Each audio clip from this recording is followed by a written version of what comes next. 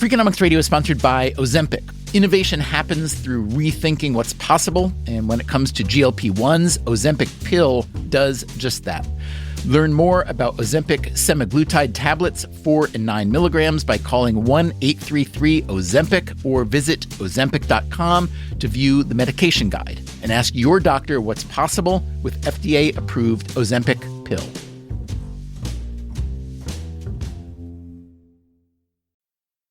Freakonomics Radio is sponsored by Hotels.com.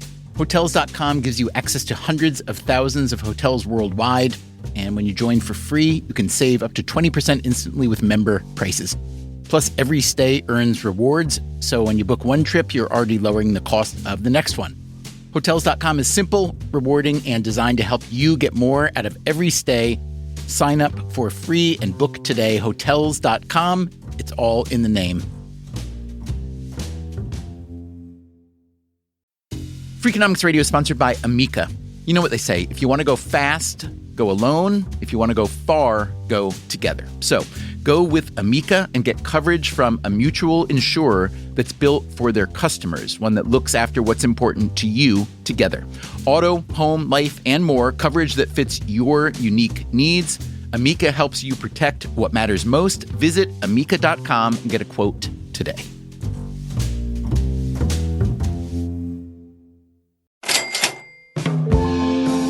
Hey, this is Stephen Dubner. You are about to hear a conversation with Richard Branson, founder of the international conglomerate, the Virgin Group.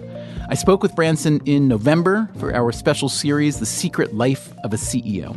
We will be releasing full interviews from that series as bonus episodes, one a week for the next 6 weeks.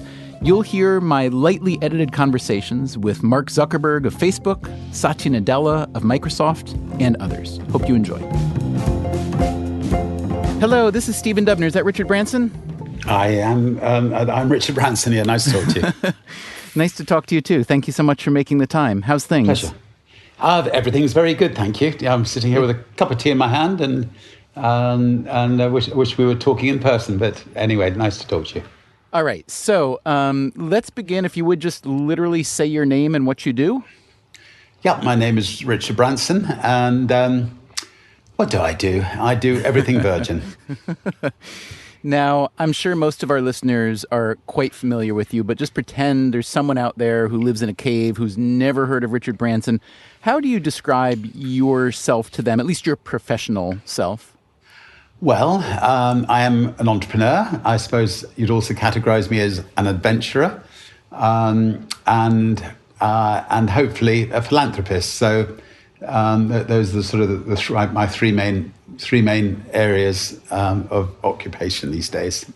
A tangential and very small question, but one that I'm curious to know. The Virgin logo is one of the most recognizable in the world, and I would argue one of the most elegant as well. I've read a little bit about its history. I know it came from Virgin Records, and Roger Dean was the original designer, and that it morphed over the years. But can you just talk for a moment about the logo itself and what it means to you, I guess? Yes. I mean, I was 16 when I started off in business. So I was Virgin at business. And we were either going to call the company Slip Disc Records or Virgin Records. And fortunately, we went for Virgin because Slip Disc Airlines would not have been a great success, I think. And we started with a fairly sort of hippie-based looking logo by Roger Dean. And then when we signed the Sex Pistols, we felt the logo was not going to be appropriate. So we got somebody into the office and we talked at great lengths about what we wanted. And I stood up to go to the loo, and I walked past him, and he just scribbled on a napkin the Virgin logo. He just signed the word Virgin, and I said, "You don't have to do anything more. We have our logo," and it became the iconic logo of the last 50 years. Was it in red originally? I think the original scribble, I can't remember whether he scribbled it in with a red biro or a black biro, but anyway, it became red from day one, and we were fortunate to get to get that bold color and the bold logo. Just very simple. I mean, it can be used tiny, it can be used large. We're just building, 3 enormous cruise ships. I've just seen the logo on the side, and it works. It works really, whatever size. Obviously, it's not your last name. It doesn't say Branson, but Virgin has come to mean almost Branson. I'm just curious, what does it feel like for you to see that logo on all these different things, whether small or, cruise ship size? Well, I still pinch myself. I still get enormous satisfaction if somebody comes up to me and say they've just flown on a Virgin Atlantic or Virgin America plane and had a wonderful experience, or worked out in a Virgin Active club, or been on a Virgin train, or booked a ticket on Virgin Galactic. I mean, I must admit, I sometimes think I'm going to wake up one day and just realize I've just had the most incredible dream, and I'll be, hopefully back as a poor student again one day, and starting all over again. But so I've been very fortunate, had a extraordinary life. Just finished publishing my second autobiography, so that's I suppose says you don't says it's been pretty full, and but it's been an incredible ride. So but I appreciate every minute of it. Now, your title, your official title, as far as I can tell, is founder, Virgin Group. In addition to that, are you the CEO of anything?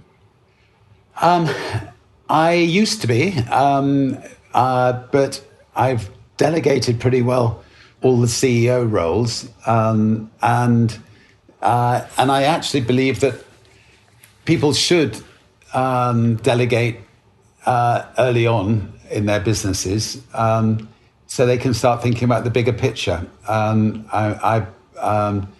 I'm ever giving a talk to a group of young business people, I will tell them, go and take a week out to find somebody as good or better than yourself.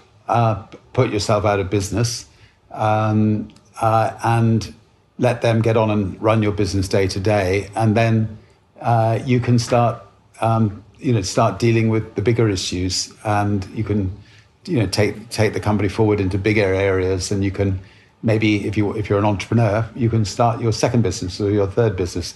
So I think too many young entrepreneurs just want to cling on to everything, and they're not good delegators.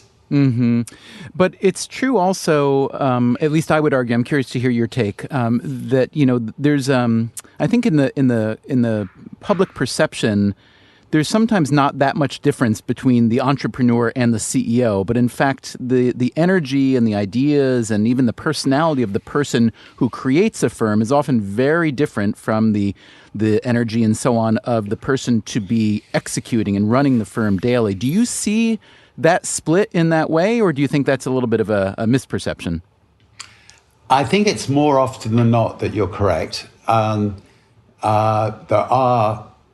are exceptions to the rule. I mean, for instance, when we had a record company in Germany many years ago, the person who actually ran the record company was a true CEO. He was not an entrepreneur.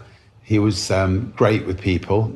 He didn't want to stray from his job of running the record company, and he did a fine job. Whereas in France, we had a guy called Patrick Zelnick, who was a CEO, but he was also an entrepreneur, and he took the record company into Virgin Megastores, into all sorts of different businesses, a bit like myself, and he pulled it off. But once he'd become a true entrepreneur, the two of us sat down, and he then just found other people to be the CEOs who were perhaps less entrepreneurial, who would stick to their onions and do the day-to-day running well, and because it's difficult to concentrate on looking after your people and also being an entrepreneur. Mm-hmm. I know that once when you were asked how involved you are in the mechanics of your businesses, you said, I don't understand these things completely. And you said, I've never been able to know the difference between net and gross. I'm guessing you were exaggerating at least a little bit, or no? Well, I'm quite badly dyslexic, and really bizarrely, and it was on my 50th birthday that I was having a meeting with a group of executives, and I asked the question, "Is that good news or bad news?" When some figures were given to me, and one of the executives took me outside the room, and he'd already prepared himself for this. He had some colouring pencils, and he had a blank sheet of paper, and he coloured in this piece of paper blue, and then he put a fishing net in the amongst it. And he put little fish in the fishing net, and he said, "Richard, I don't think you know the difference between net and gross, and let me simplify it for you. The fish in the net are your profit, and all the fish that are not in the net are your gross turnover." And hey presto, I got it. And ever since then, I've been very swankily saying net profit and gross turnover, and as if nobody else knew it before. But the bizarre thing is that by then we had the biggest group of private companies in Europe, and I'd managed to build all these companies without knowing it, and I think that should be reassuring for all those kids who'd failing their maths exams. It actually doesn't matter a damn. What matters is if you have you created the best company, the best airline or the best record company, and the best train company. And if you have created the best, your figures will add up at the end of the year, and you'll have more money coming in than going out. And you can employ some accountants to work out the difference between net and gross.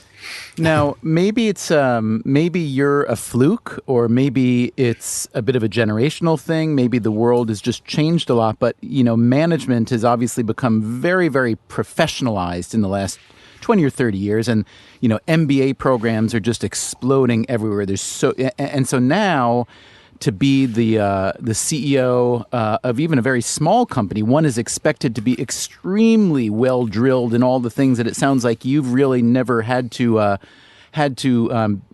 be very good at. Do you think that professionalization of leadership is in some ways a mistake? That someone like you had a lot of instinct and energy and true appreciation for what you're trying to do with a company, and that some of that gets killed off by this professionalization of the leadership class?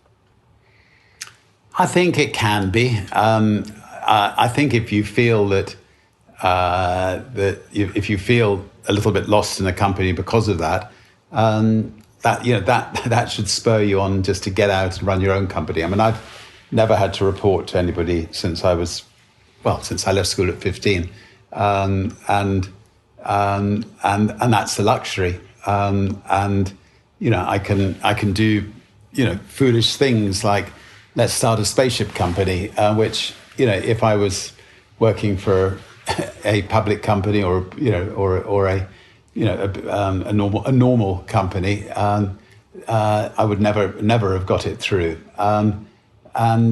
So the great thing about being an entrepreneur, I think entrepreneurs are a class unto themselves.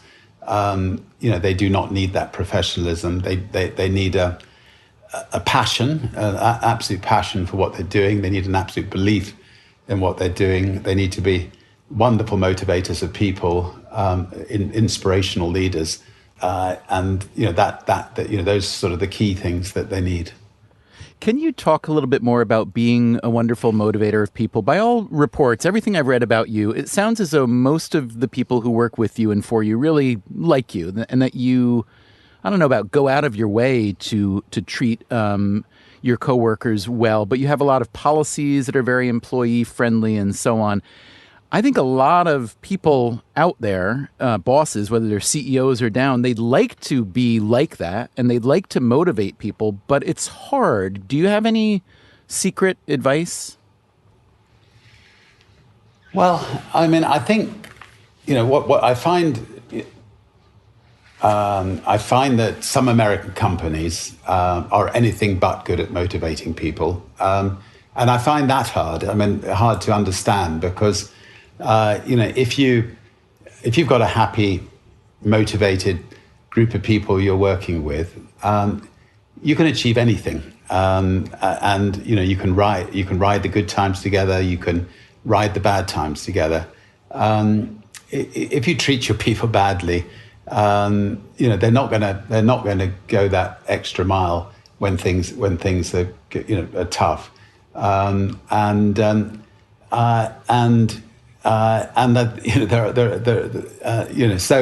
I mean, I just think you should treat your people in the same way that you treat your family. I mean,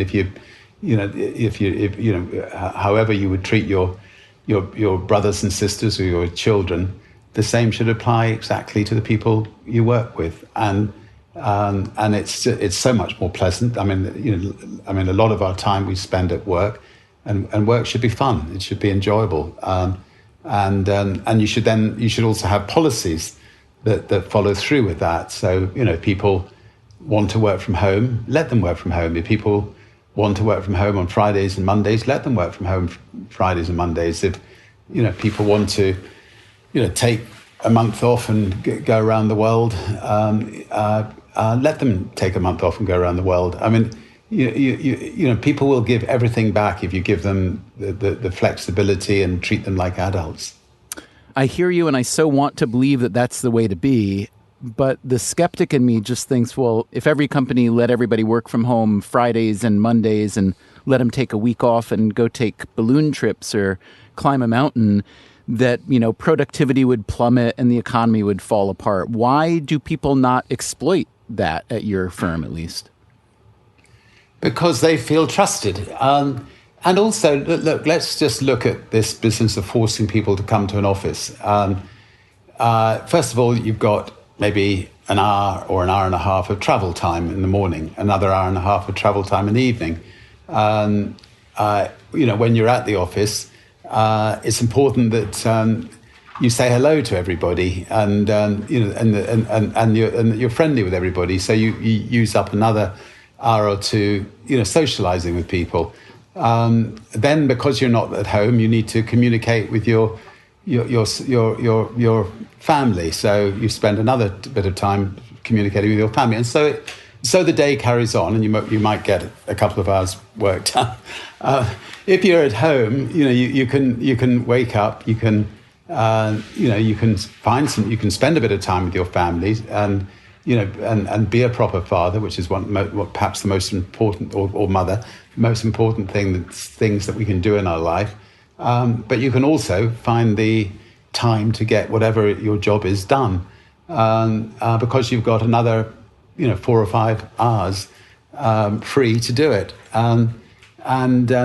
And we've never been let down by people that we've given that trust to. I think giving people, treating people as adults, giving people trust is so important. I'll just give you one other example. It's slightly different, but we have a policy of giving ex-prisoners a second chance and taking on as many people who've been in prison as possible into our Virgin companies. Because we give them that trust, not one of them have ever reoffended.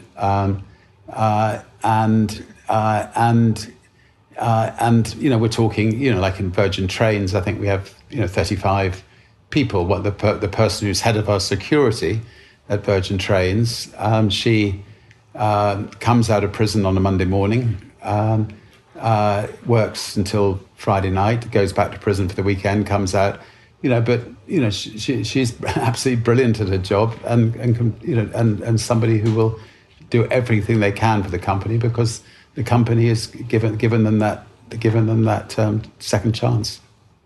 You have started and sold and shut down and grown many, many, many companies. Can you talk just for a moment about your overall win-loss record? I'm curious to know if you actually have ever tallied up the successes versus failures.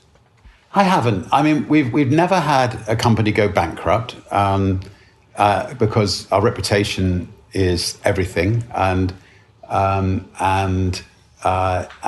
we believe that if you can afford to, if a company is not working out, you must settle all your debts, and so we've never had a bankruptcy, and that's in 50 years. So we're proud of that, and I think that's really helped keep the reputation of Virgin.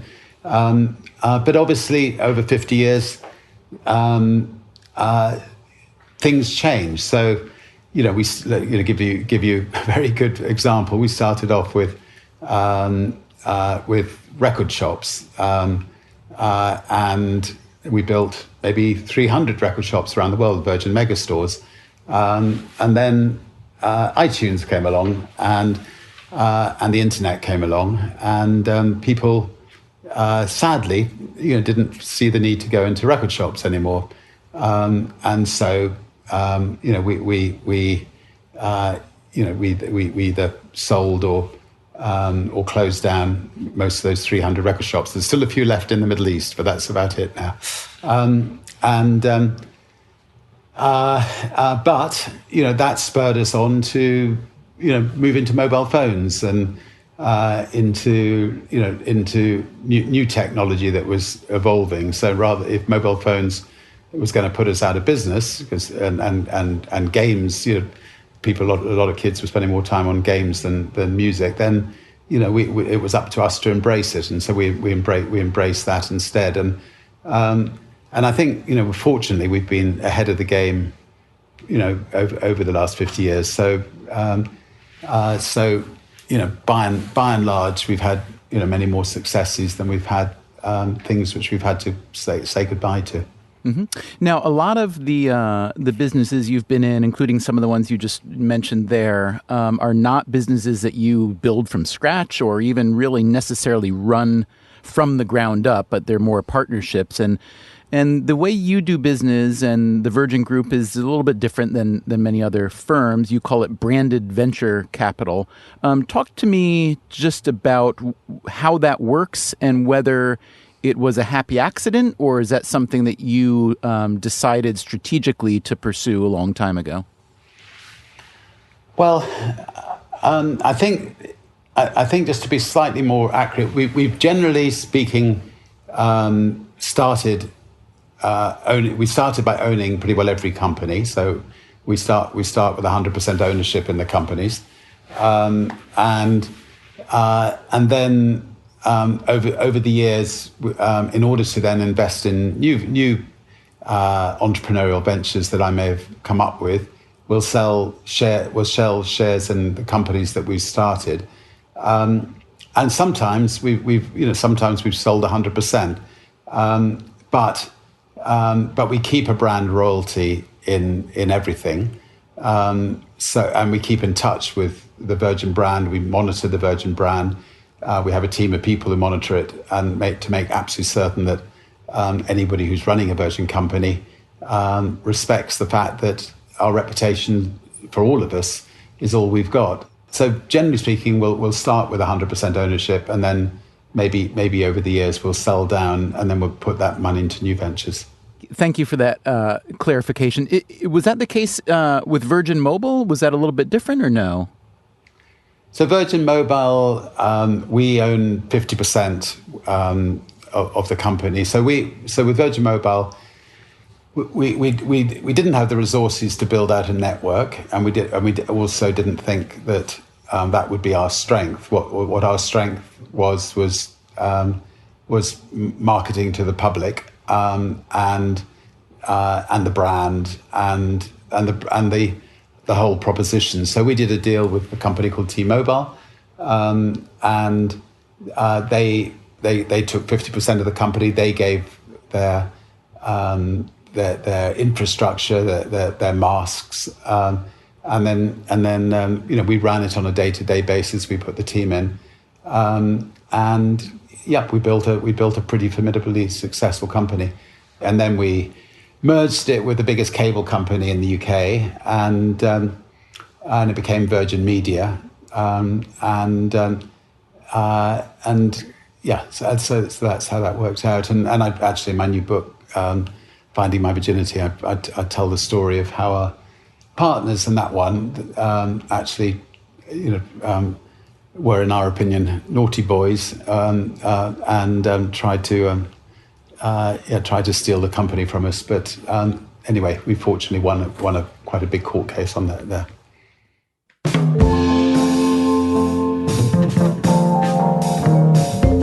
Coming up after the break, what does it mean to be a public-facing CEO? Perhaps the most public-facing CEO, at least after a certain Pennsylvania Avenue resident. I would do anything I could to get Virgin on the map, even if it meant, jumping in boats or balloons. Also, how to go up against a much bigger competitor. You've got to take them to court before you go out of business rather than afterwards.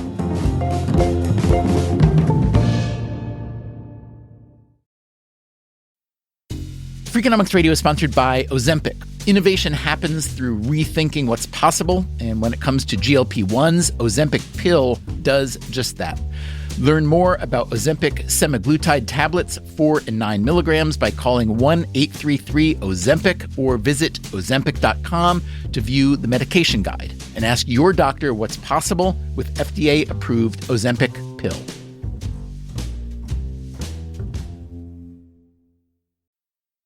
Freakonomics Radio is sponsored by Southern New Hampshire University. The best investments are the ones you make in yourself, and no one knows that better than Southern New Hampshire University. With more than 200 online degree programs, no set class times, and low online tuition, Southern New Hampshire University is built to fit your life today and set you up for success tomorrow. Education is an investment. Why not make it a smart one? Apply for free at snhu.edu/Freakonomics. Freakonomics Radio is sponsored by Southern Company. The world and its energy needs are always changing. Southern Company's commitment to meeting this demand stays the same. That's because Southern Company believes energy is more than a utility, it's what powers possibilities. So they are looking ahead and investing $80 billion in infrastructure upgrades and are committed to fueling growth in ways that benefit all customers so that reliable and affordable energy is accessible for generations to come. Go to southerncompany.com to learn more. Southern Company, building the future of energy.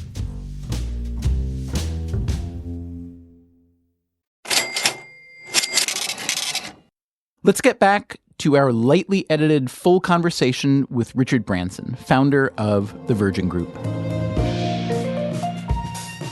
Talk about your strategy for choosing the right CEO for a Virgin firm. Helen? Yeah. Could I have another cup of tea? Thank you. Sorry, I was going to order, no problem. Being British, order some tea. Sorry, just say that again. Take your time. Yeah. I'd like to know your strategy for choosing the CEO of a Virgin firm. What do you look for? How does the process work, and so on? We first of all, ideally, we'd like to promote from within. Because I think there's nothing more discouraging for, say 1,000 people who work in a company for a so-called expert to be brought in from outside, and generally, if you can't find a good CEO within, with 1,000 people in a company, there's something wrong in the first place. You should have deputies who are quite capable of stepping into the CEO's position. I look for people who are fantastic motivators of people, people who praise people, who genuinely care about people who are not apt to criticize people, and obviously they've got to be good at what they do, and then we let them get on with it. and we try not to second guess them, and we accept that some things they'll do differently than us, some things they'll do better than us. But by finding somebody that frees me up to have a life and move on to other adventures or other entrepreneurial things. And so I think we've managed to get a great team. Now, the other advantage of promoting from within is you know what you're getting. You don't quite often people bring in outside CEOs into a company, and it can destroy the whole atmosphere of a company, and damage can be enormous. And the other thing is we try to promote our CEOs. We like, if I give you two examples, there was a recording studio division we had, and there was a excellent lady that cleaned the floors. Anyway, she ended up, a girl called Barbara Jeffries, running the whole recording studio division.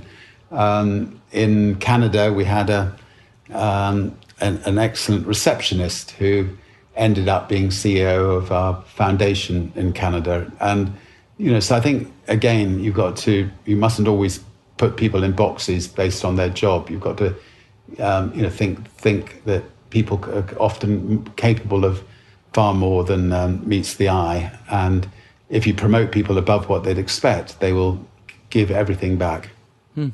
You've been quite outspoken about supporting women in business leadership. A lot of Virgin companies have or have had female CEOs or managing directors. But as I'm sure you know well, overall, especially in the States, there's relatively very few female CEOs, especially of big companies. What do you think is the issue there? And obviously, it's not an easy problem to address. But what do you think is the issue, and what do you think are some smart steps to begin to address it? I think that when you have a company dominated by men, they're apt to think of their fellow men as the next potential CEO, rather than a woman. And therefore my own instinct is that the only way of actually solving this, in a relatively short term, is to force things upon companies. So in Scandinavia, the government has said that companies have to have 40 to 50% females as board directors of companies.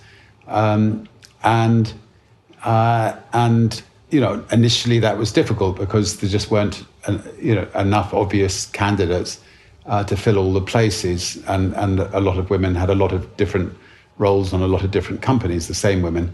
But in time, people have realized how much better those companies are run. Women, let's say a supermarket chain. Women have an awful lot more knowledge than men on supermarket chains. And maybe they shouldn't, but they do. And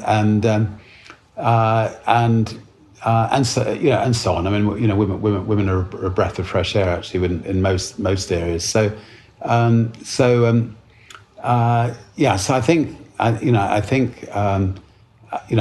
think it needs to be. I think we need to kickstart it. It needs to be forced on companies.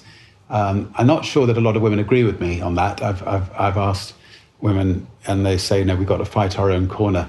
But personally, I'm not sure they're right, because I think there's a danger that men will continue to appoint men. At Virgin, our bank in Britain is run by a wonderful woman called Jane Ann Gardier, who's actually taken a big sort of campaigning stance for women in Britain. The chairman of the bank is also a woman, and we're doing better and better. And the people we've got are the best for the job. They're not there just because they're a woman. They're there because they're really, really good at what they do. But there are many others. You have Mary Wittenberg, you have Lisa Thomas. There are many others, and I'm curious. You kind of are in a if not unique, unusual position to oversee a firm with a lot of female leadership, and therefore you can kind of compare female leadership to male leadership. I'm curious, it's always hard to generalize, but do you see significant differences in female versus male leadership at your firms, at least? I wouldn't say significant. I would say a good female leader is just as good as a good male leader, and vice versa. You get the occasional women trait. They're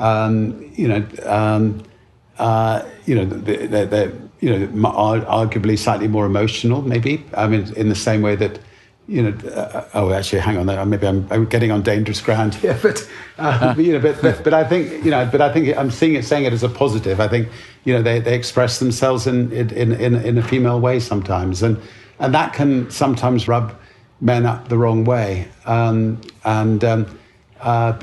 it's in my opinion, it's a positive thing. It's great to see people express themselves fully. So we've been speaking with quite a few CEOs lately for our show, from companies like PepsiCo, Ingenuity, and Microsoft, Satya Nadella, and Facebook, Mark Zuckerberg, and quite a few others. And obviously, every person is unique in how they, think about their job, how they spend their time.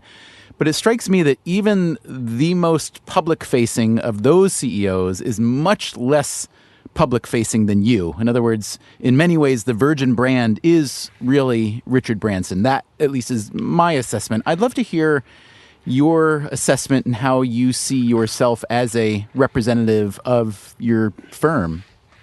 Well, I think, if you go back to when I was 15, 16, I didn't have any money, and I was starting a company without financial resources, and therefore, if you're going to take on British Airways or you're going to take on, the big record companies, I had to use myself to promote what I believed in, and so I was creating artists, or I was creating an airline that I believed in. I didn't have the money to market it, so so in order to get on the front pages rather than the back pages of the newspapers and get the brand out there, I would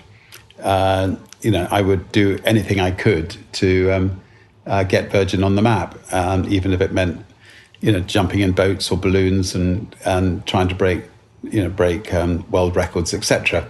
I think that worked, and now I think the Virgin brand stands on its own 2 feet, and I'm not needed in the way that I was.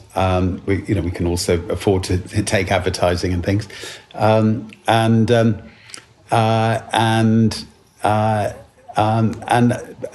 I can still maybe put a little bit of icing on the cake. If we build a spaceship, I'm certainly not letting the chairman of British Airways jump in on the first flight. I'm jumping in myself, So still the two may be intertwined, but I think the Virgin brand is here to stay, and hopefully will outlast me, and that was the original plan. That's what I wanted to ask you next. I'm glad you brought it up, because I didn't want it to appear to be a morbid or overly probing question. But what would Virgin look like beyond Richard Branson? And I'm curious if you think about succession. Well, I'd be irresponsible not to, and I'm fortunate. First of all, we all the companies are run by great, wonderful people.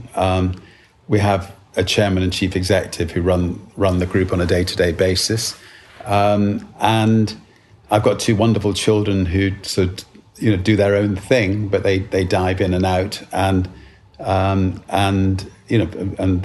very proud of them, and proud of the the help that they give me and the contributions they make, and they love people. My daughter runs our foundation and does a really good job. My son makes documentary films on subjects, all of which actually we see eye to eye on. So drug reform and the death penalty in America, gun reform, and other things like that. And they're really good films. He just did a film about my ballooning exploits, which Netflix have just picked up, called "Don't Look Down." So they're both very capable, and I think it helps for a company like Virgin to have a face, and I think they can be the younger faces, going forward, but I'm still enjoying myself. So, for the next 10 or 20 years, I'm still going to be very much involved, I hope. Mm-hmm. Mm-hmm. I know you're not much of a fan of Donald Trump. There's a bit of history there. But of all the CEOs we've spoken with, it strikes me you have more in common with him as a businessman than anyone else, in that you've built a brand whose name alone is so recognizable that it's valuable and that the name can get attached to a multitude of businesses. Do you dislike that parallel as much as I suspect you do, or maybe you don't even see it as the parallel I suggest it is? Obviously, he's used his own name as his brand, and obviously we've used Virgin as our brand. But there's certainly some truth in what you say. I mean, before we became president, there was a certain kind of building that wanted the Trump name on it, and he did well out of that in the end. I'm not sure how successful he was at stretching the brand, but because obviously he went into the airline business and that failed, and a number in the casino business I don't think was great, and so on. So the golf courses seem to be that seems to be an exception. Yeah, so far the golf courses, right? Yeah. Yeah, the golf and the luxury side of did well. But anyway, do I like the comparison? He's the president of the United States of America, but there are aspects about the way what he has to say, and about people in particular that I find uncomfortable, I would love him if he could change his approach and embrace people more than he has done in the past and is doing. Again, I know it's obvious that you see yourself as a very different kind of human than him, and also as a different kind of communicator and leader and so on. Again, I don't mean to harp on the parallel, but one thing I will say is true. If I look at the two of you as business people, you certainly stray a lot from the beaten path. You're kind of both in different ways, the very opposite of the modern corporate leader. So I guess what I'm asking is, you've both been very, very successful. What I'm asking is, does that success indicate perhaps that too many modern corporate leaders are too timid or risk averse? Because neither of you are that. I've just literally 5 minutes ago saw Michael Bloomberg. Now he's somebody that I have enormous respect for. He's as a businessman, he's created. He hasn't been bankrupt 3 or 4 times. He's built extraordinary businesses, and he's done it. He's not your normal corporate type of businessman, and I think there's lots and lots of extremely good business people in America and around the world that fit into that category, who I would have enormous respect for, and most business people, most entrepreneurs I have enormous respect for, because I think entrepreneurs are the people who employ people, create most of the new jobs, who make the world a better place, who shake up the bigger, more complacent, fat-bellied companies, and who innovate, and I think without all these wonderful young and older thrusting entrepreneurs, the world would not move forward. And so there is a big difference, I think, between entrepreneurs and then the sort of rather staid big business leaders of big companies who often are anything but entrepreneurial. But fortunately, there are the young thrusting entrepreneurs that are taking them on and coming up with new innovations, and these big companies are having to try to find managers who are slightly more entrepreneurial. I'm curious. So your career, as I understand it, obviously began, you were very young and you created your own path and just kept going and kept having ideas, kept trying, failed, didn't let it bother you and so on. But from the original, the magazine, Student Magazine, which was a culture magazine, to record stores, record label, airlines, trains, mobile phone company, et cetera, et cetera, et cetera. It's not a model. I don't know who you might have looked to as a model for that, because I can't think of people who had done what you had done. I'm just curious, what kind of either mentorship did you have along the way, or maybe it wasn't actually mentorship, but just someone that you saw whose ideas and vigor you admired and patterned yourself after a bit, or was it really Richard Branson just kind of figuring out Richard Branson along the way? It was more the latter. I think, I first of all, I never thought of myself as a business person or an entrepreneur. I just initially thought of myself as an editor and wanted to have a magazine to campaign against the Vietnamese War, but in order for the magazine to survive, I had to worry about printing and paper manufacturing and distribution and so on. And I sort of became an entrepreneur in order that I could fulfill my dream of being an editor of a magazine. And my education was, being in the real world and learning the art of survival. Away from school, away from learning, and just being thrown in the deep end. And in fact, exactly the same way I learned to swim was being, going into a fast-flowing river and having to learn not to drown. It's kind of amazing you're still alive, I have to say. Of all the things you've done, it's pretty remarkable. No, I am a very, very, very, very lucky man. I tell 75 stories of near-death experiences in my new book. But anyway, you must be part cat. There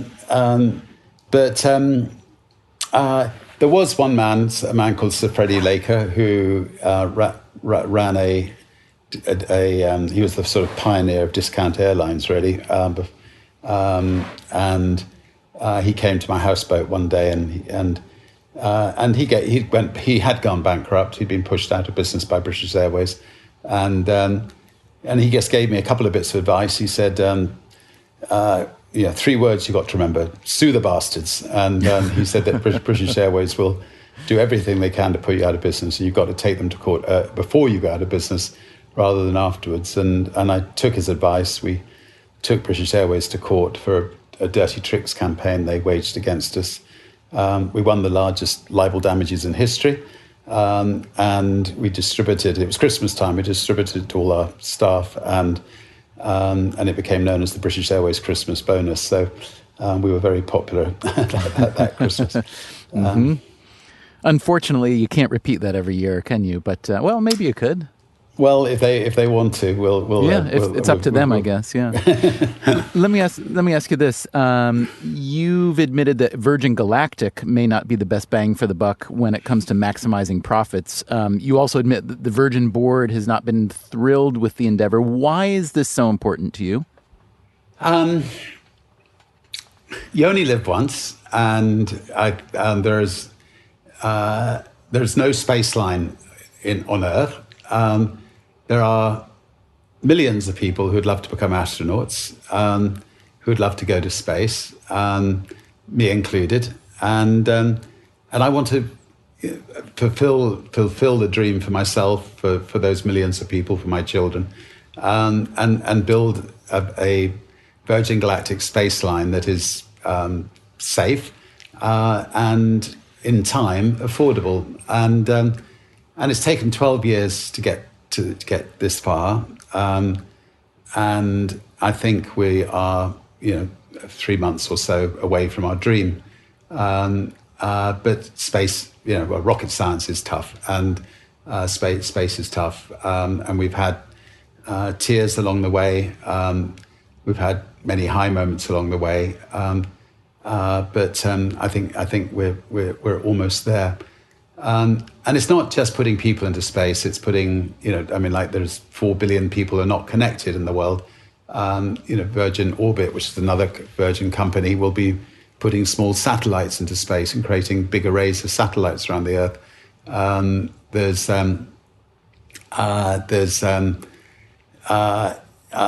point-to-point air travel, which we'll get involved in at tremendous speeds. I go to Australia a lot. I'd love to be able to get there in 3 or 4 hours rather than in 18 hours. And but anyway, I love a challenge. I can't resist a challenge.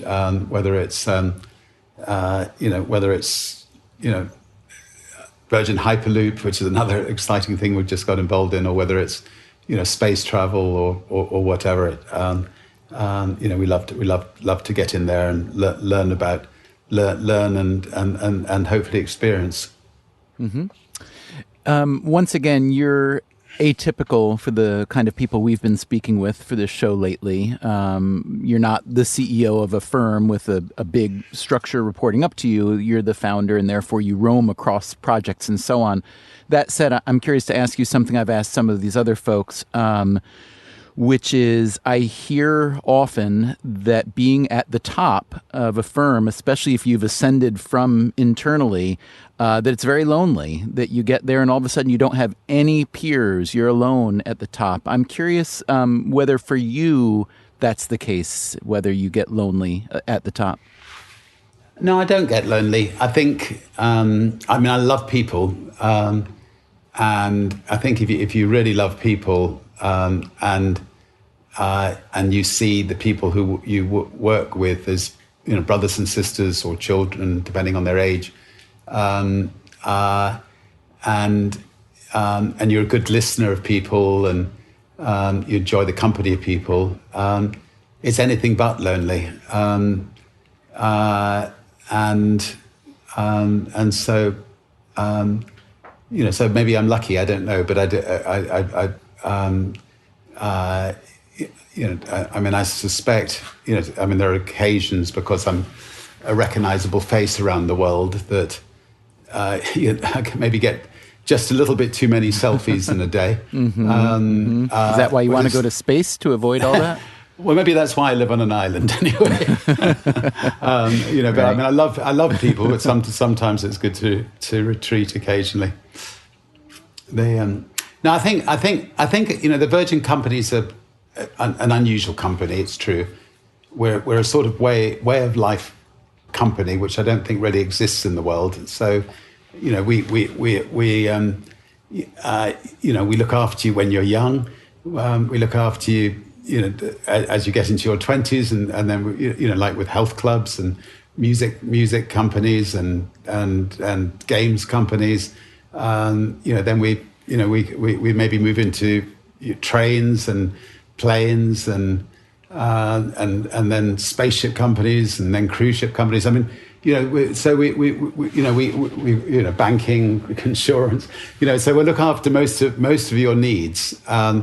And we have stretched the brand into lots of different areas. And most companies, I think, just, like if you mentioned people like Facebook or others, they'll specialize in one area and they'll do an incredible job. And most likely they're worth an awful lot more as companies than Virgin. But all I can say is we've had a lot more fun, I suspect, because we've learned a lot more, and it's been enjoyed every minute of it.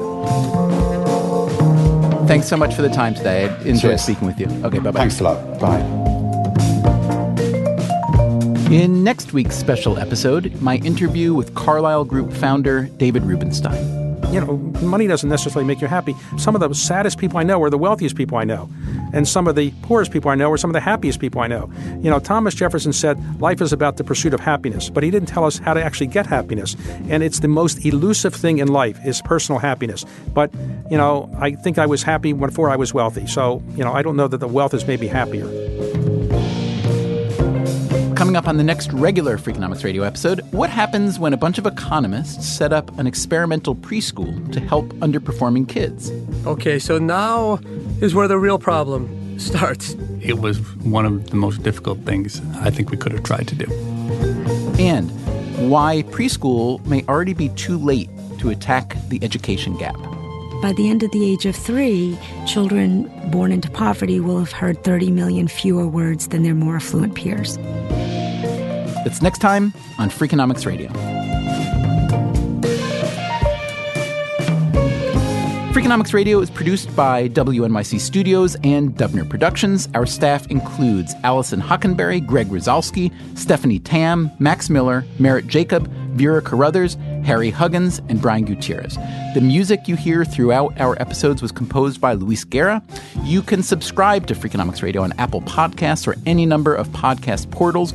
You should also check out our archive at Freakonomics.com, where you can stream or download every episode we've ever made. You can also read the transcripts and find links to the underlying research. We can be found on Twitter, Facebook, or via email at radio@Freakonomics.com. Thanks for listening.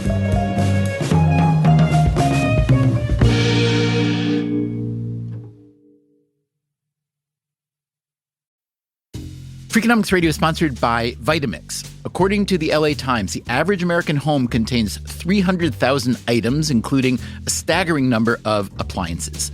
All those gadgets, just clutter. But there's one tool that delivers what a dozen others only promise. From pureeing to chopping, Vitamix blenders bring the power of an entire kitchen to your countertop, offering enduring performance and precision you can count on. In a world full of clutter, do more with less. Visit Vitamix.com and shop now.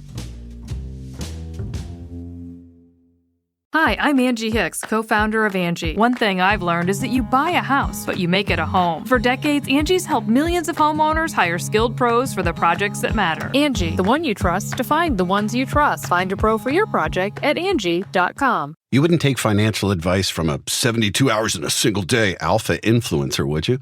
Same goes if you're in a car accident or any accident. Who you choose matters. That's why Morgan & Morgan exists.